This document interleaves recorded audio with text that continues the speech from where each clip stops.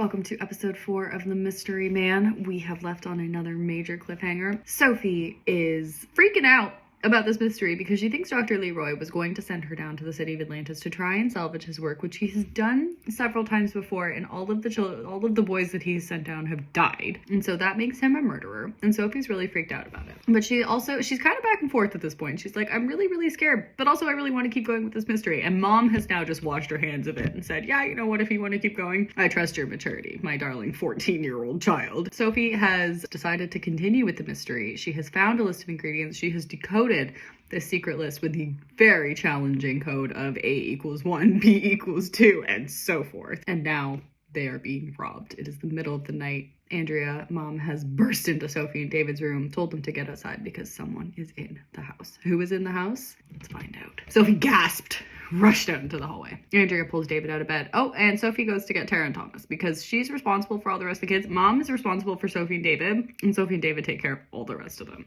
But she goes to save Tara. Little shit. Interesting. I'm wondering if I have intended for Tara and Thomas to be twins as well. It's kind of looking like I have. There are so many twins in this family. If Tara and Thomas are intended to be twins, which it kind of sounds like they are here because I've described them as 6-year-olds, both of them, so that would probably they're twins. That means Aggie is the only one in the family who is not a twin or a triplet. Damn. Serious multiples genetics going on here. Okay. They go outside. Dad's on the phone with the police. And we get another, oh my gosh, all one word. David, I have to get back in there, says Sophie. David says why? He is annoyed because he's been woken up in the middle of the night. And Sophie says, my notebook. And Dr. Leroy's notebook, it's all in there. This girl's a little self-obsessed. She's like, oh my God, we're being robbed. They're here for my notebook. Which the problem is that they are. But at this point, it doesn't really make much sense that Sophie's freaking out about her notebook. And David actually has that rational thought process. He says, don't worry, I'm sure these are just normal thieves. Sophie laughs nervously, says, David, there are no normal thieves. They're here to steal. Worst of all, they're only here because of me. She sits down on the ground, angry with herself. David, thankfully, is calling her on this. He says, no, they're not here because of you. They're only here because they don't have lives. Get a life, thieves. Come on. David, a little while ago, some people called me. They said I had to drop the case. And this is them.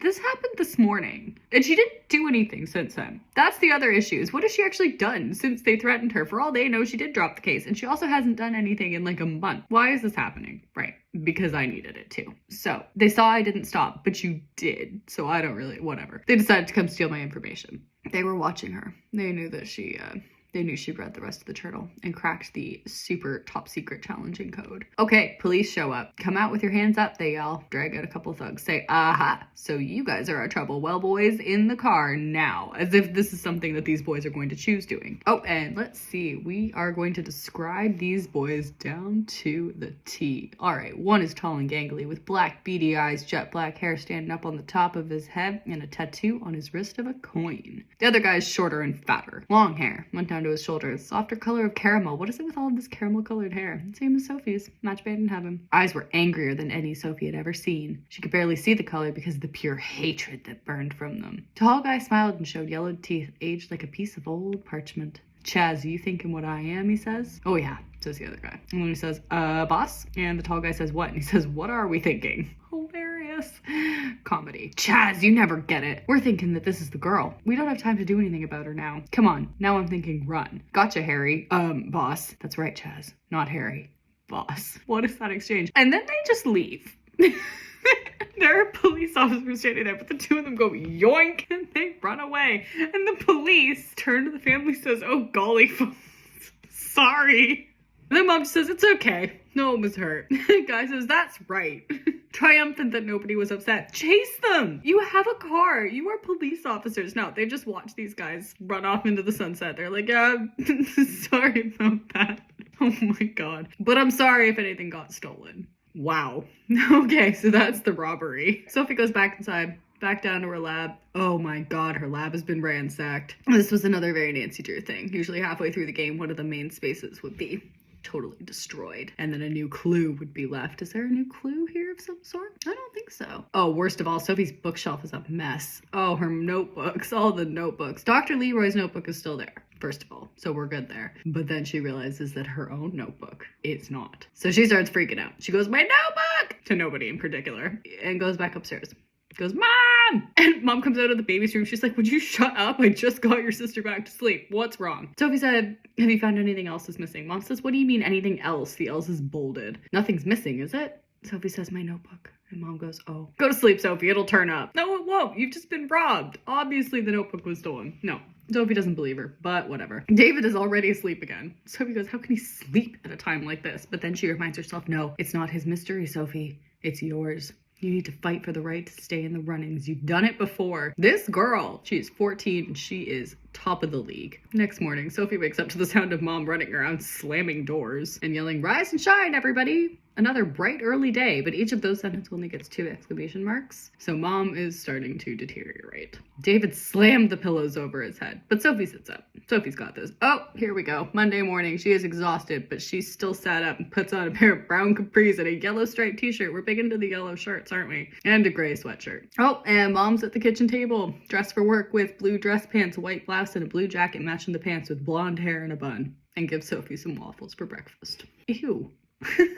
There's a plate of waffles on the counter with drips of the sticky maple goo dripping off the counter. That is really gross. So Sophie says no and makes herself a bagel instead. Good choice, Sophie. Then she brushes her teeth and packs her bag. So now this again is Sophie is in charge of her family. I don't know why Sophie is the one that does all of this. Mom's just sitting at the table doing her own thing. Sophie's now going to go get up all of her siblings. Oh dear God. Okay. Sophie is going to begin her usual waking up ritual. So this is apparently what happens every Monday morning in the Mandarin household. So Sophie starts with Tara and Thomas's room. Goes in and says, up and at 'em. Thomas sits up. Tara grunts in her sleep. Thomas starts getting dressed. So Sophie sits on Tara's bed and says, you have to get up, you know. Tara says, okay. Those two were the easiest. Since Sophie was an early riser, she had always helped out her mother by waking up the other siblings. Having 10 kids in the house must have been hard enough for Andrea, so everyone had to do a few little chores. Kind of sounds like Sophie does everything, but what can't she do? Sophie head to the boys' rooms next. Adam and Mike sound asleep. They're not too hard to rouse, but she's in for a big challenge in the next room. Okay, so this is now where I've got her starting to wake people up, and the noises that I've made for her family trying to wake people up, oh my God, this is hysterical. So Sophie sits down, goes, guys, get up. She shakes Adam's shoulder and Mike's. Adam's response to that is, So we've got 1, 2, 3 U's, then 3 N's, and then 3 F's. I think at this point, I'm starting to just key slam because Mike's response is, I can't even say it because it is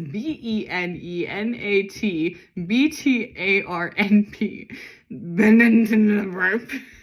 That's how Mike responds when Sophie tells him to get up. So Sophie says, oh, stop it. Get off your lazy butts. Breakfast is downstairs. Oh, that wakes them up because they're hungry. Now we go into the triplets room. And I didn't care about Tara and Thomas's or Mike and Adam's rooms. The girls, the triplets, I described their rooms vividly. So, smells of perfume.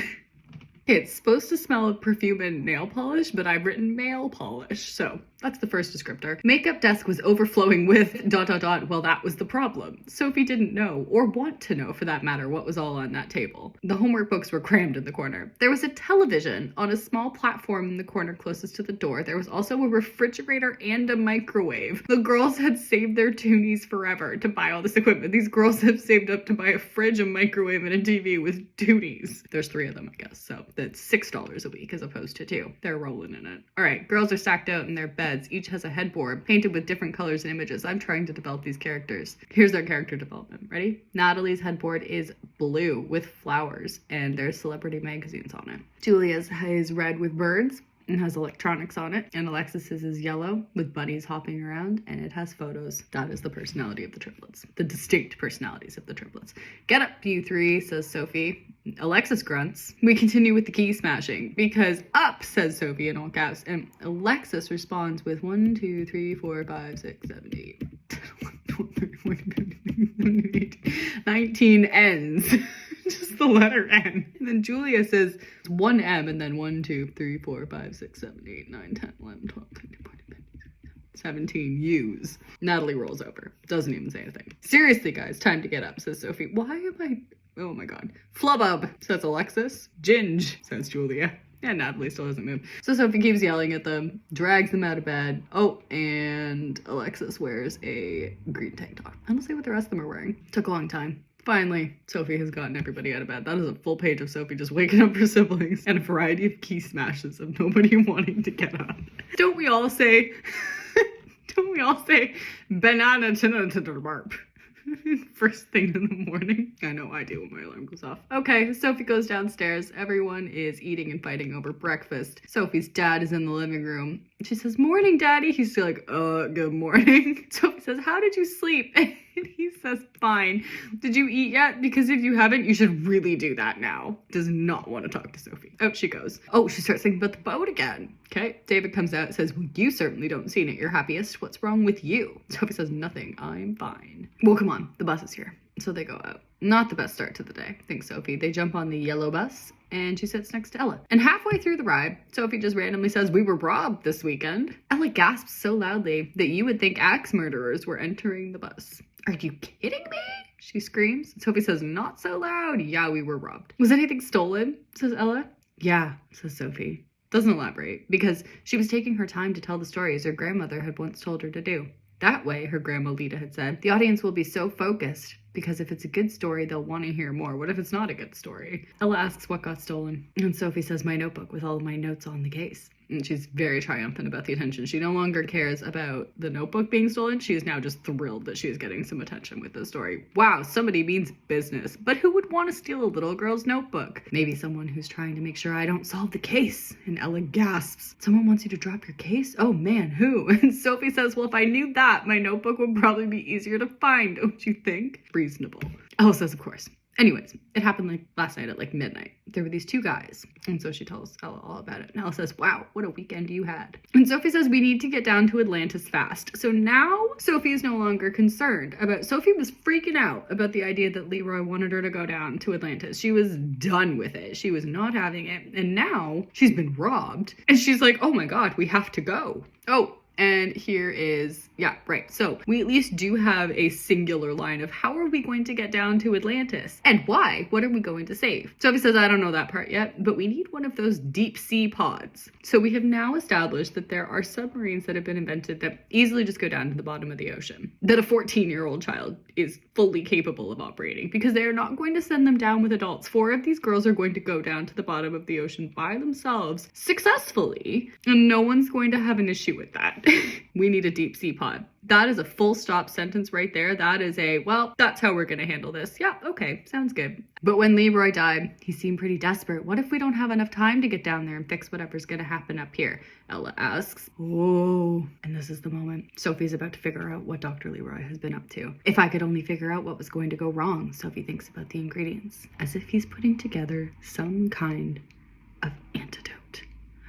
That's it? Sophie says. Ella says, "What's it?" Okay, I also had this word wrong, because Sophie responds and says medicine. Ella, it's an epidemic. It's a pandemic, actually, and I know that now because we have lived through one. Huh? Ella was still confused, but she was off in that way. Nice. I just needed a character to be confused so I could explain it. Ella, that's the problem. How do you know this? This is really quite a stretch, Sophie. She's right, but it's quite a stretch to just go from a list of ingredients. Oh my God, there's a disease that's going to sweep through and kill everyone. Oh, Ella finally understood. That is the final line of that scene. Okay, so there's an epidemic coming. Dr. Leroy was trying to make the antidote. Sophie has just figured this out off the top of her head, and she is correct. Because of course she is. She's Sophie Mandarin. All right, the school day is torture. Sophie is dying to get home, read the rest of Leroy's journal. You were terrified of him 3 days ago, but now that you've, decided that she's just ready. She went from being so afraid she couldn't even open the journal to now she's like, "Okay, let's go." She needs to save the world, guys. She's got to save the world. Okay, so she paid close attention in science while they're talking about fluids and how they flow. She paid attention in math as the Pythagorean theorem was explained. Anybody know the Pythagorean theorem off the top of their head? Because I do. Useful things I learned in school. Losing interest in gym as they played ultimate frisbee. Why am I describing everything she's doing? By the time French rolled around, she's losing focus by the millisecond, so I'm no longer saying what they're doing. After lunch, she squirmed in history until geography, and when they're finally dismissed, she's practically itching to get home like she'd gotten 10,000 mosquito bites all over her body. That is a lot of mosquito bites. Sorry, Sophie. Sits down on the bus. Ella respects her silence for a while, but then she says, "What are you thinking?" Sophie says, "I have to get home and read more of that journal. I'm dying to read it." And that's it. That's the conversation. Oh, and another little family update. Here we go. Entire Mandarin family. Oh, they're all on the bus together. All 9 of them. Because Aggie is not old enough for school yet. David and Sophie walk side by side. David does nothing as usual. David does nothing in this book except for tell on Sophie when she's doing things she shouldn't be. But Sophie does that to herself as well. So Tara and Thomas are talking to each other and giggling. The triplets are walking arm in arm, chattering and gossiping, and Adam and Mike are talking about strategies on the latest computer game. David asks Sophie, so how goes the case? And Sophie says, okay. She's not mad at him. She just wants to get home. And David said, oh, that's cool. I'm sorry about your notebook. Sophie says, yeah, well, that doesn't bring it back now, does it?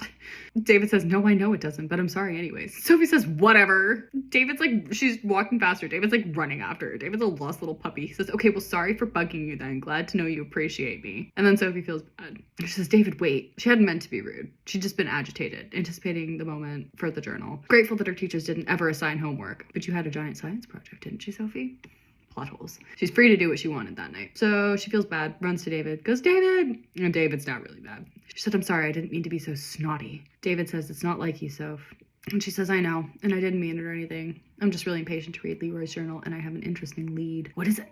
He asks. He's forgiven her now, because she has a lead. Well, I figured out what the end of the world is gonna be. Well, that's good. What is it? Asks David. Well, there's going to be an epidemic. Again, I'm pretty sure it's supposed to be a pandemic, but I liked the word epidemic better. I thought it was more dramatic. I am pretty sure that's why I chose it. I feel like I did have somebody at one point say it's probably a pandemic you're trying to think, and I thought epidemic sounded way better, so we went with that. If Leroy was so desperate to get me to find his plans, it's going to start soon. We don't have much time. I have to find Atlantis, and now. It's urgent. Wow, that's big, said David. Yeah, it is. Sophie's very pleased with herself. So what are you going to do? Says David. And Sophie says, yeah, that I don't know yet. What do you think I should do? David says, well, you're the detective, sis, but I think you should try and get down there ASAP. Exclamation mark, he said calmly. How? Says Sophie. You told her this morning what you were gonna do. You said. So now she says how. And David says, well, how should I know? I said you were the detective. And Sophie says, but wait a minute. I know what I could do. Do you remember those new pods? We already discussed this morning. You already had this breakthrough. I have to take one down. They can go immense distances, even to the bottom of the ocean. Nice. Again, convenient. It's not impossible, David. Sophie runs home. Oh, we have a major description of the house all of a sudden. We are 41 pages in, and now I am doing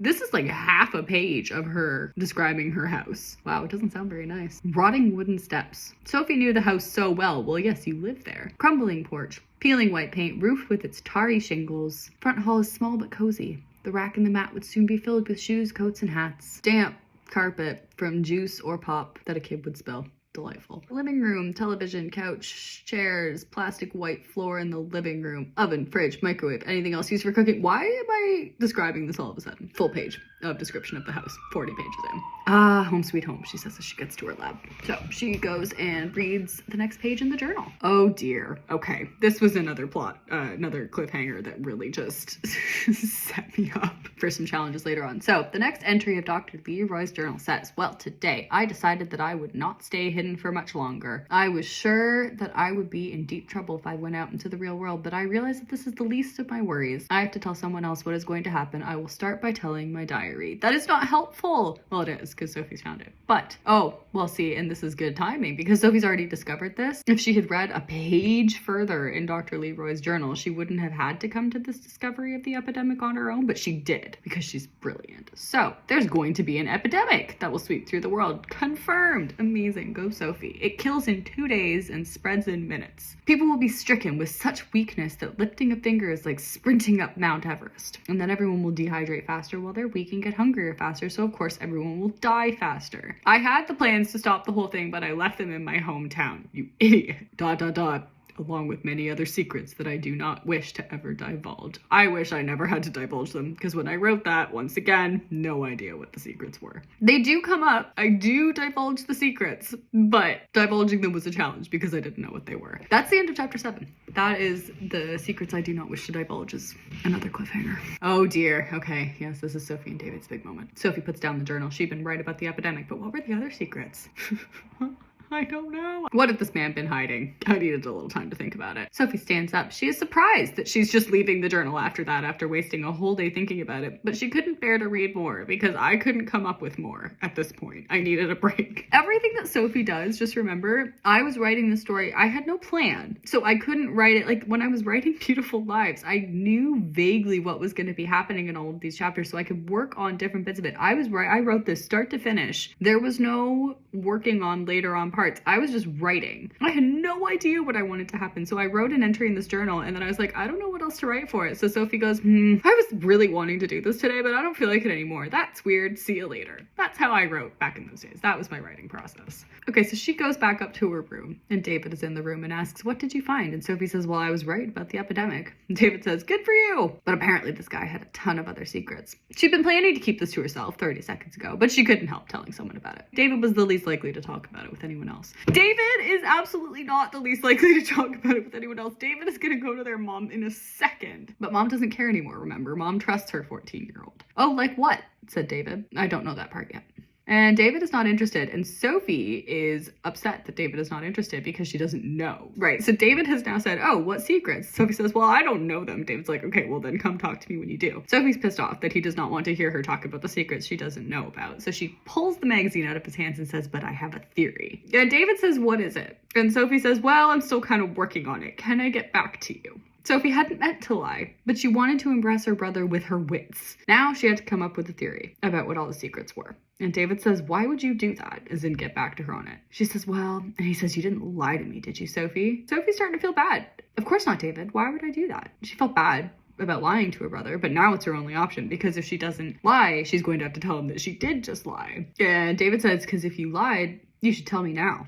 Then I won't get mad. But if you keep it from me, I will. This is very convoluted. David now buries himself back in his zine. I've decided it is too much work to write the entire word magazine, so I've now just written zine. No, I didn't lie to you, bro, says Sophie. What did you just call me? Says David. And Sophie freezes because she's nearly panicking. She's forgotten about her brother's no bro rule. So I guess David doesn't like being called bro. David is mad because David now realizes you would only have forgotten about my rules if you were distracted. Now I know you pretty well. You might be distracted by your theory, but never distracted enough to forget about my demands. You would only forget ... if you were lying to me. Oh my god. I'm not lying to you, says Sophie. What is she even lying about anymore? I don't even know what this is about. How do I know that? Says David. Well, obviously if you keep questioning me about it, you don't. You're lying, says David. Why does it matter? Because you lied to me, Sophie. I thought I was the one person you could trust. You obviously don't understand me at all. You think I don't understand you? You think I don't understand you? Is that what I said? David said yes, and she says that I meant it. And she leaves. David says, why in the name of the 7 C's would you lie to me? And so she plugs her ears and goes, nah, I can't hear you, David. David's slamming on the door. Oh, and we've got an impact statement because they're screaming at each other for a minute, and then finally Sophie takes her hands out of her ears and silence. The word silence is an impact statement. What in the name of Mike is going on up here? Says Mom, coming running out of her office. Says, Sophie, you and David hold this family together by being sane. Why do you guys have to fight? And Sophie says, sorry, Mom. Andrea says, what were you two fighting about anyways? Sophie says, nothing, Mom. Mom goes, Sophie. And she says, well, I lied to David. I didn't actually want to, but I kind of had to. You see, I was just trying to make him impressed. Yeah, you had to do that. And Mom says, oh, honey, you two need to be more careful as to what you do. You seriously hold this family together. Just go in there and apologize, okay? Wow, that is a lot of pressure. Can you patch it together, please? Because we need you two in top shape. I don't know if I can, Mom, says Sophie. And Mom says, you can, and walks away. Okay, now we... Sophie goes back in the room. David is sitting on his bed reading his mag again. So I've gone from zine to mag. I'm not using the whole word. That is way too much effort. So now we've just switched to mag. So David is reading. She goes in. She says, hey, David. David's still not looking. This is, wow, what a blowout. Sophie goes, David. Oh, look, I know you're mad. But if you just ignore me, then I'm not going to be able to make things right now, am I? And so finally David looks at her and Sophie says, thank you. Okay, I'm sorry. Oh my God, there's a long little monologue from Sophie here. She says, okay, I'm sorry I lied to you. It was wrong and I shouldn't have done it. There, she had said it. David says, no, you shouldn't have. Here we go. This is Sophie's little monologue. She says, oh, just listen to me. I seriously am sorry, David. It was just that I wanted to impress you. You're my brother, and I know that normally sisters and brothers don't act like we do, but we're different. First of all, we're twins, and then, well, we kind of stick together. I don't know, but we're friends, David, and I'm sorry I lied, but I really did want you to think I was smart. I just needed to hear someone say those words. I mean, if you haven't noticed, I've been down in the dumps lately. David says, well, whatever. She goes back down to her lab and sits in her chair. Oh, she still hasn't even cleaned it up. Remember, it got trashed during the robbery because these two robbers that got away broke into the house just for Sophie's lab. She goes and cleans up her lab. She doesn't hear her mom call her for dinner. But then mom comes down and says, didn't you hear me say dinner? Sophie says, oh, no, sorry. Picks up her iPod, looks at the messages, and there's a message from Ella. Oh, another little convenient bit here. Sophie, Ella says, I think that it might be time to go down to Atlantis because, you know, we are 45 pages in, so we need to hurry it up here. If you found out about the whole epidemic thing, I just know that it will start soon. There's a lot of intuition here. Anyways, I talked to my uncle who's in a business that lets people rent the pods that will take us down. Yay, Ella's uncle. Connections. So I think that it's worth doing. Okay, I have to go now. Keep it in mind, Ella. I think we might as well, so the world's gonna end. And my uncle has the one piece of equipment that we need that will absolutely, oh, we've got another. This is a very dramatic chapter ending because Sophie stares at the screen and her mom looks at her and says, what is it? Sophie turned to look at her mother and says, we're going down. It's time. I think we're going to end the episode there. We are going to pick up with chapter 9 next, and we will find our way down to Atlantis and save the world because we already knew that that was going to happen. It's not like there's any suspense there. Obviously, we're going to find Atlantis and save the world. But for now, very dramatic cliffhangers. Oh, maybe we'll find out the rest of these secrets that Dr. Leroy held, whatever they are. Oh boy.